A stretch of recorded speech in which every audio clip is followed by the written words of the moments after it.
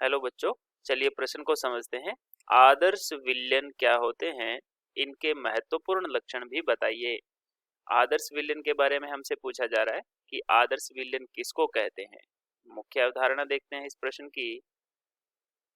मुख्य अवधारणा क्या है? विलयन के प्रकार। विलयन के प्रकार, जिसमें से हम दो प्रकार के विलयन मानते हैं, आदर्श तथा अनादर्श। आदर्श विलयन के बारे में हमसे पूछा गया है, तो हमें आदर्श विलयन के लक्षण बताने हैं कि आदर्श विलयन के लक्षण क्या क्या होते हैं। आदर्श विलयन किसे कहते हैं? आदर्श विलयन ऐसे विलयन जिनके अंदर विलेय या विलायक या उस मिश्रण में जितने भी अवयव होते हैं, उन अवयवों को मिलाने से उस विलयन का आयतन परिवर्तित नहीं होना चाहिए। पहली शर्त ये होती है। दूसरी शर्त ये होती है कि उनके मिलाने से कोई भी विलयन में, उस पूरे मिश्रण के अंदर उनकी एंथैल्पी में परिवर्तन जो है वो भी नहीं होना चाहिए, वो भी शून्य होना चाहिए। एंथैल्पी में कोई परिवर्तन नहीं होना चाहिए। तो हम शर्तें लिख लेते हैं। आदर्श विलयन वही कहलाता है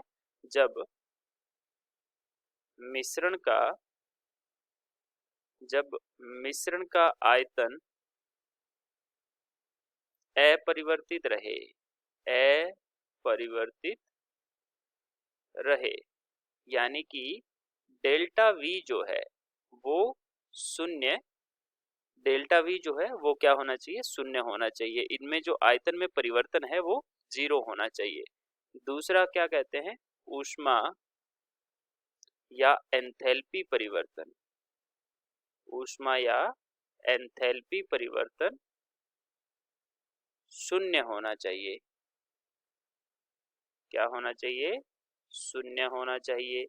यानी कि इसमें हमारे पास दूसरा क्या कहता है कि डेल्टा एच मिश्रण का जो होता है वो भी कैसा होना चाहिए? शून्य होना चाहिए या अपरिवर्तनीय होना चाहिए, ये परिवर्तित नहीं होता हो। तीसरा नियम ये कहता है कि वो राउल्ट के नियम का पालन करे। तीसरा नियम क्या कहता है?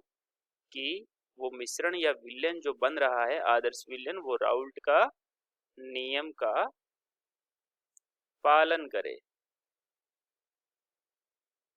ठीक है। अब राउल्ट का नियम क्या कहता है? राउल्ट का नियम कहता है कि जो कुल दाब होता है मिश्रण का, जो कुल दाब होता है वो उस मिश्रण में उपस्थित प्रत्येक अवयव के आंशिक दाब के समानुपाती होना चाहिए। तो ये किसके बराबर होना चाहिए? पी नोट ए प्लस पी नोट बी। यहाँ पर पी नोट ए क्या है? पी नोट ए है अवयव ए का, अवयव जो पी नोट ए जो है वो क्या है? अवयव का, अवयव ए का दाब है। और पी नोट बी क्या है? अवयव बी का दाब है। अवयव बी का दाब। और राउल्ट का नियम ये भी कहता है कि अन्योन्य क्रिया जो होती है उनके बीच में वो भी नहीं होनी चाहिए। अन्योन्य क्रिया जो है वो भी नहीं होनी चाहिए। हम यहाँ लिख लेते हैं कि P कुल जो है, कुल दाब विलयन का, वो किसके बराबर होगा?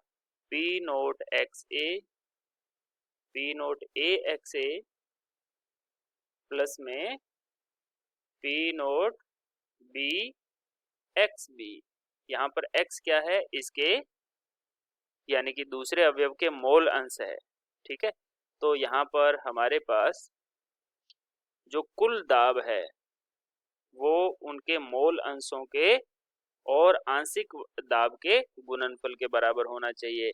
कहने का मतलब है कि यदि हमारे पास अवयव ए है और एक अवयव है बी, तो ए और बी के मध्य कोई अन्योन्य क्रिया नहीं होनी चाहिए। ए के मध्य भी कोई अन्योन्य क्रिया नहीं होनी चाहिए। बी के मध्य, कणों के मध्य कोई अन्योन्य क्रिया नहीं होनी चाहिए। या फिर बी ए के मध्य कोई अन्योन्य क्रिया नहीं होनी चाहिए। ये क्या है हमारे पास? अन्योन्य क्रिया।